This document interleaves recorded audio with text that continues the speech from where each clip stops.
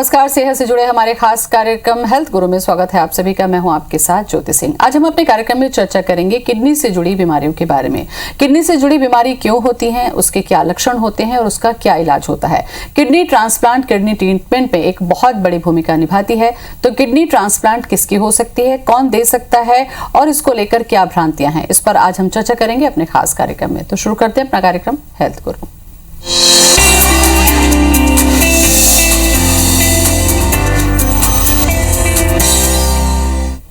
और इस पर चर्चा करने के लिए हमारे साथ भोपाल से जुड़ रहे हैं हमारे खास मेहमान, नेफ्रोलॉजिस्ट और kidney transplant specialist doctor E.T. Suri. Doctor Suri, बहुत बहुत स्वागत है आपका शो में। नमस्ते जी।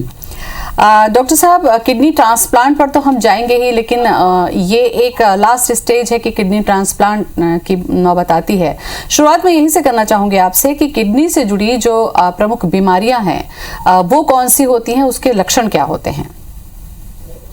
किडनी से जो किडनी ट्रांसप्लांट किया जाता है उसको रीनल रिप्लेसमेंट थेरेपी कहते हैं।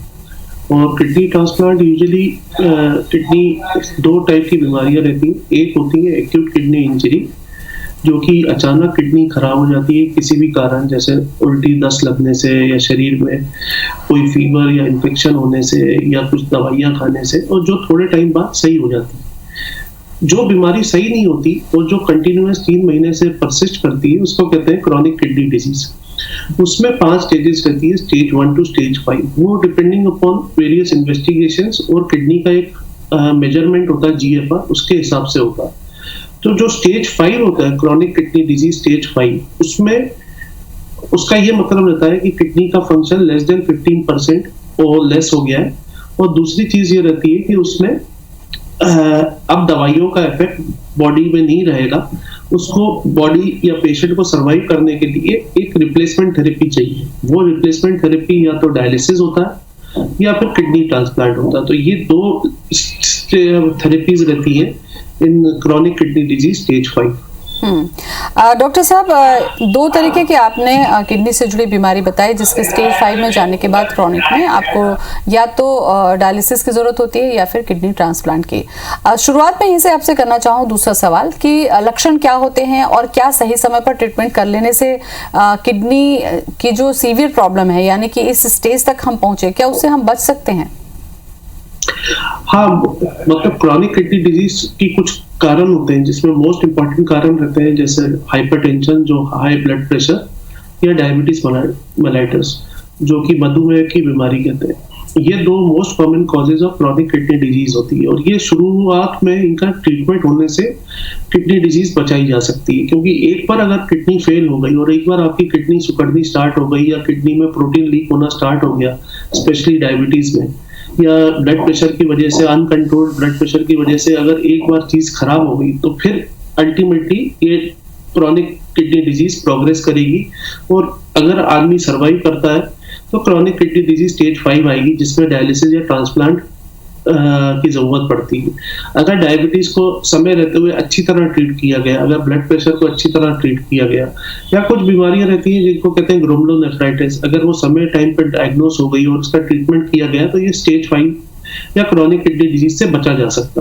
और एक बार अगर क्रॉनिक किडनी डिजीज हो गई तो वो धीरे धीरे प्रोग्रेस करती है, जिसमें सबसे ज्यादा प्रोग्रेशन फास्ट रहता है डायबिटीज वाले पेशेंट्स में या कुछ और बीमारी वाले पेशेंट्स में।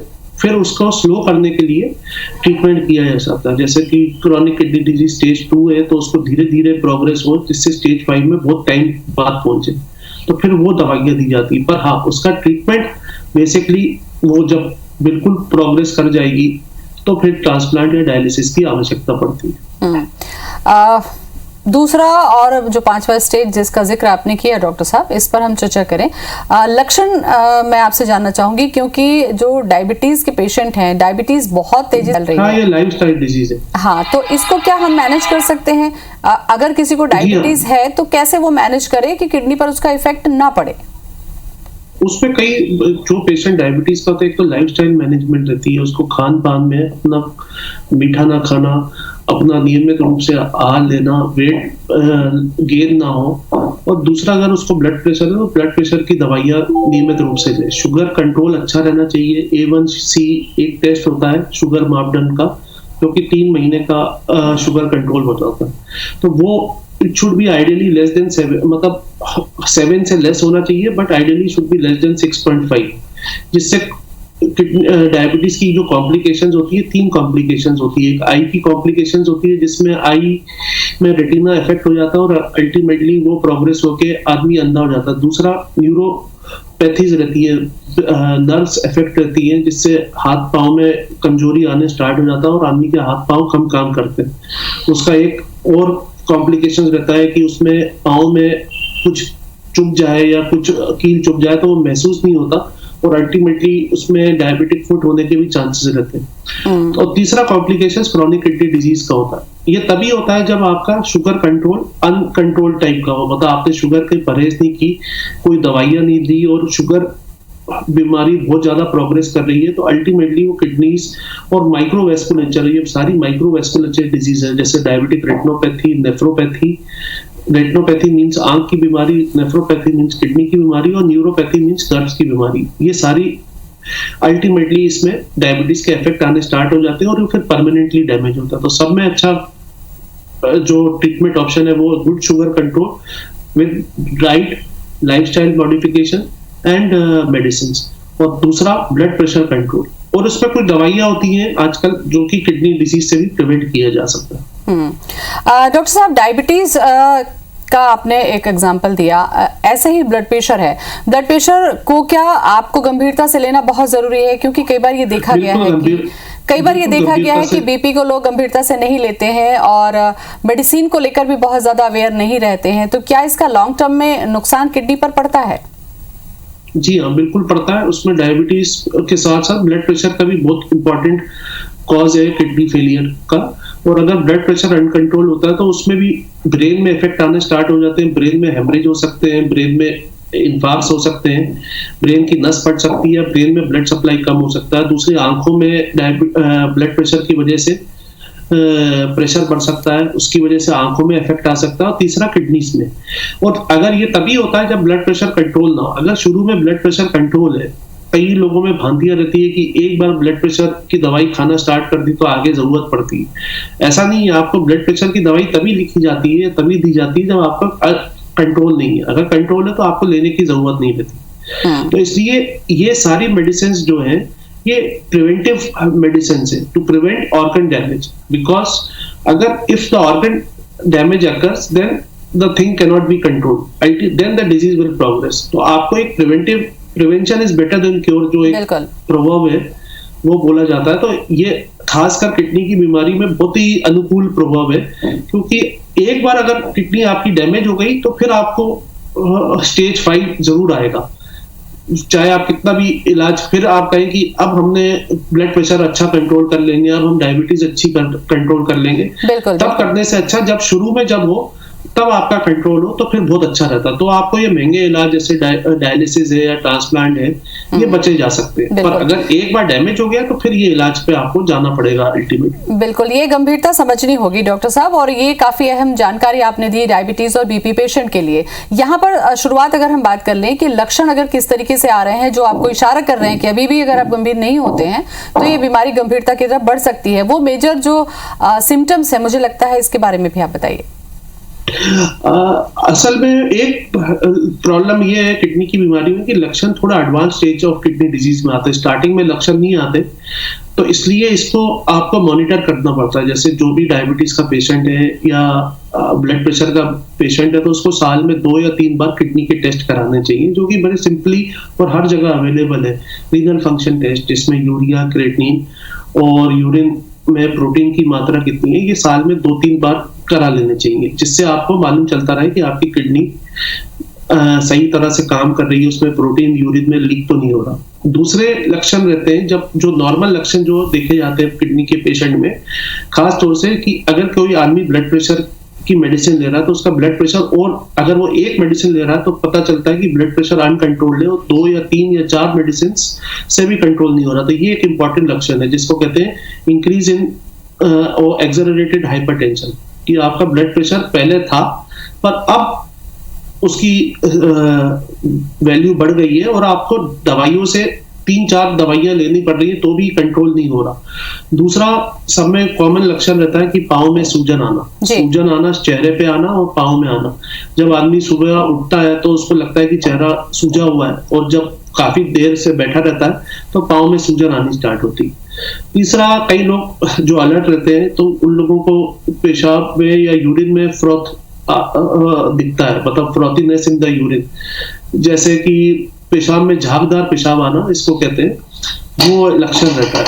जब एडवांस स्टेज होती है तो भूख न लगना, खून की कमी होना, एनीमिया, और आपको बार बार उल्टियां आना, जी मचलाना, जिसको जीआई सिम्टम्स, जो पेट के संबंधित सिम्टम्स रहते हैं, अधिक मात्रा में खुजली होना, ये एडवांस किडनी डिजीज के सिम्टम्स है।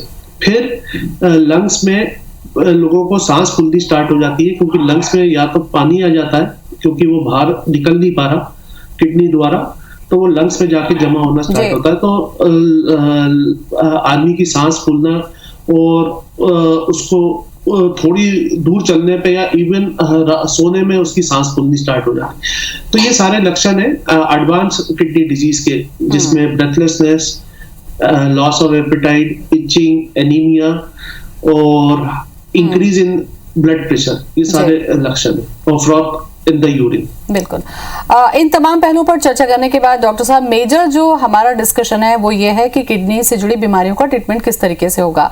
डॉक्टर साहब, किडनी से जुड़ी बहुत सारी चर्चा हमने की, अब ट्रीटमेंट वाले पार्ट पर हम चर्चा करते हैं। दोनों ही तरीके की जो बीमारियां हैं किडनी से जुड़ी, उसमें ट्रीटमेंट आज की तारीख में हम देखें तो किस तरीके से अवेलेबल है और कितना इसका रिस्पॉन्स मिल रहा है मरीज को?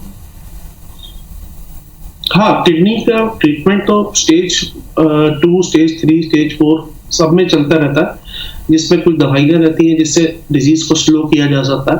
खासकर ब्लड प्रेशर की दवाइयां रहती हैं जिसको जो कि इजीली अवेलेबल है और कोई बहुत ज्यादा उसकी कॉस्ट भी नहीं है, जिसमें लोसार्टन, टेल्मिसार्टन, इस टाइप की एस इनहिबिटर्स और एंजियोटेंसिन 2 रिसेप्टर ब्लॉकर्स रहते हैं।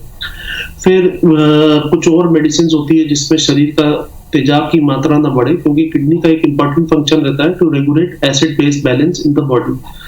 तो ये सोडियम बाइकार्बोनेट की गोलियां भी आजकल उपलब्ध हैं, जो कि किडनी फेलियर पेशेंट्स में काफी यूज की जाती हैं। सूजन के लिए सिम्टोमेटिक ट्रीटमेंट रहता है कि सूजन के लिए कुछ मेडिसिन होती है जो शरीर में एक्स्ट्रा सूजन निकाल दे। पर ये सब होने के बाद जब क्रॉनिक किडनी डिजीज स्टेज 5 होती है तो उसमें ये दवाइयों के साथ साथ आपको रिप्लेसमेंट थेरेपी देना होता है। तो रिप्लेसमेंट थेरेपी 2 टाइप की होती है, एक होता है डायलिसिस, जो इसमें ब्लड की प्यूरिफिकेशन होती है, और दूसरा होता है किडनी ट्रांसप्लांट, जो एक जिसमें किडनी आपको दूसरे व्यक्ति से, चाहे वो जीवित हो या मृत हो, उसकी किडनी आपको लगा दी जाती है, और उसके लिए आपको ताकि वो किडनी बॉडी में बनी रहे और रिजेक्शन ना हो, तो आपको कुछ दवाइयां लेनी पड़ती हैं, और जिससे आप डायलिसिस से बच जाते हैं। तो ये 2 बेसिक ट्रीटमेंट है डायलिसिस।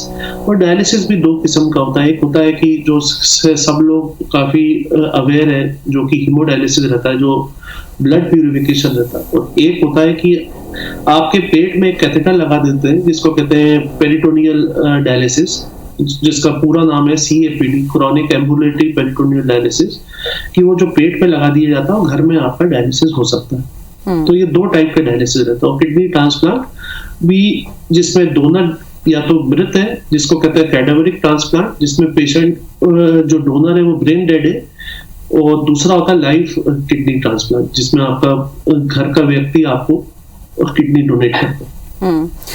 डॉक्टर साहब, डायलिसिस पर थोड़ी सी चर्चा कर ले। एक बार अगर मरीज डायलिसिस पर आ जाता है किडनी में, तो क्या उसकी बीमारी ठीक हो जाती है, डायलिसिस बंद हो जाता है, या फिर अगर एक बार डायलिसिस शुरू होती है तो फिर उसका उपाय वही होता है कि किडनी ट्रांसप्लांट जाके आगे? नहीं, बीमारी डायलिसिस ठीक नहीं करती। डायलिसिस का सिर्फ ये एम रहता है कि इट इज अ स्टेपनी, मतलब बेसिकली जो किडनी का फंक्शन है, वो अब किडनी आपकी काम नहीं कर रही तो वो मशीन के द्वारा आपको ब्लड प्यूरिफिकेशन चाहिए। वो किडनी को रीजनरेट नहीं कर रहा है, ना किडनी को हेल्प कर रहा है, वो सिर्फ किडनी का फंक्शन परफॉर्म कर रहा है। तो इसलिए वो एक बार शुरू होता है क्रॉनिक किडनी डिजीज स्टेज 5 में, तो फिर आपको कंटिन्यू रहना पड़ता है। और जैसे मैंने शुरू में बताया था प्रोग्राम के कि एक बीमारी होती है एक्यूट किडनी इंजरी, जिसमें थोड़े टाइम के लिए हो सकता है आपको हफ्ता 2 हफ्ता मैक्सिमम 3 हफ्ते तक डायलिसिस की जरूरत पड़े, और फिर वो बंद हो जाता है, क्योंकि उस टाइम भी किडनी टेम्पररी काम करना बंद कर दिए, तो आपको एक दूसरी टाइप का औजार चाहिए या एक मीडियम चाहिए जो किडनी की तरह फंक्शन करे और ब्लड को प्यूरिफाई करने। तो वो तब उस एक्यूट किडनी इंजरी में डायलिसिस पेशेंट ठीक होने पे डायलिसिस बंद हो जाता है। पर क्रॉनिक किडनी डिजीज स्टेज 5 में अगर पेशेंट स्टेज 5 में है तो उसका डायलिसिस कंटिन्यूअस हफ्ते में 2 बार या 3 बार, मोर इज बेटर, मतलब 3 टाइम्स अ वीक हफ्ते में कंटिन्यूअस चलता है, या उसको किडनी ट्रांसप्लांट हो जाता, तो फिर डायलिसिस से बचा जा सकता। डॉक्टर साहब, जैसे कि किडनी ट्रांसप्लांट करें, एक तो जीवित होती है और जैसा दूसरा आपने बताया कि ब्रेन डेड पेशेंट का भी किया जा सकता है, तो ये किडनी डोनेट कौन कर सकता है? क्या इसके लिए कोई एज क्राइटेरिया है, या क्या क्या जरूरत होती है अगर कोई चाहे अपने रिलेटिव्स या अपने परिचित को किडनी डोनेट करना? एज इज इम्पोर्टेंट क्राइटेरिया, क्योंकि एक तो कंसेंट लीगल एस्पेक्ट्स भी है किडनी ट्रांसप्लांट के, तो लीगल एस्पेक्ट के लिए जो एज क्राइटेरिया है फॉर गिविंग कंसेंट वो 18 ईयर्स है, तो 18 ईयर्स एंड अबव का व्यक्ति दे सकता है। और पहले जो एल्डरली एज ग्रुप में जो लिया जाता था अराउंड 60, पर अगर कोई आदमी 65 साल का और काफी हेल्दी है और उसको कोई बीमारी नहीं है, ना ब्लड प्रेशर है, ना डायबिटीज है, और वो ना हार्ट की प्रॉब्लम है, वो काफी फिट है, उसकी बायोलॉजिकल एज मतलब ऐसा उसकी भले ही एज 65 66 है, पर वैसे वो 45 के बराबर उसकी उम्र है, बायोलॉजिकल एज है, तो फिर वो डोनेट कर सकते हैं, प्रोवाइडेड उनको कोई प्रॉब्लम नहीं है और उनको कोई हार्ट की प्रॉब्लम नहीं है, लंग्स की प्रॉब्लम नहीं है और कोई किडनी की प्रॉब्लम नहीं है, तो वो किडनी अपनी डोनेशन दे सकते हैं। तो अपर एज ग्रुप आजकल काफी उसमें काफी स्पेस आ गई है, क्योंकि इन एल्डरली एज ग्रुप्स का भी डोनर बन सकते हैं, क्योंकि डोनर शॉर्टेज होने की वजह से जैसे कोई घर में नहीं है और सिर्फ माता पिता है और पिता की उम्र 66 साल है और पेशेंट को अब किडनी चाहिए और वो ही देने वाले हैं, तो वो ले सकते हैं अगर उनको कोई बीमारी नहीं है और उनको कोई हार्म नहीं होना चाहिए देने के बाद। डॉक्टर साहब, किडनी ट्रांसप्लांट से जुड़ी बहुत सारी जानकारी आपने दी। अहम बात यह है कि किडनी ट्रांसप्लांट होने के बाद में किस तरीके से प्रिकॉशन मरीज को रखना होता है, दोनों को, देने वाले को भी और लेने वाले को, और क्या इसके बाद में जो प्रॉब्लम्स हैं वो सॉल्व हो जाती हैं? किडनी ट्रांसप्लांट के बाद पहले अपन रेसिपिएंट की बात करें, डोनर की बात करें, तो डोनर को यूजुअली प्रॉब्लम नहीं होनी चाहिए, क्योंकि अगर डोनर को प्रॉब्लम होती है तो आपका किडनी ट्रांसप्लांट का मकसद ही फेल हो गया, क्योंकि आपको पहला एम है ऑफ ट्रांसप्लांटेशन की नो हार्म टू डोनर। तो इसलिए डोनर की काफी विग्रस जांचें होती हैं जिसमें आपको ये चेक किया जाता है कि उनको कोई हार्म तो नहीं होगा किडनी देने के बाद, और उनको प्रिकॉशन जो रखनी पड़ती है, खासकर अगर कोई आदमी 40 इयर्स का एज का है और उसको अभी कोई बीमारी नहीं है, ब्लड प्रेशर नहीं है, डायबिटीज नहीं है, और आगे चल के जैसे वो 55-60 का होता तो ब्लड प्रेशर या डायबिटीज या कोई और बीमारी होती है तो उसको उसका ट्रीटमेंट करना चाहिए, जैसे ताकि क्योंकि वो सिंगल किडनी है तो उसको उसका बचाव करना चाहिए। दूसरा इंपॉर्टेंट है, चाहे वो सिंगल किडनी हो चाहे डबल किडनी हो, तो उनको अनवांटेड मेडिसिन नहीं लेनी चाहिए, जो कि आजकल काफी कॉमन है कि नीम हकीम की कोई दवाइयां ना लें, दूसरा पेन किलर्स ना लें, तीसरा स्मोकिंग ना करें।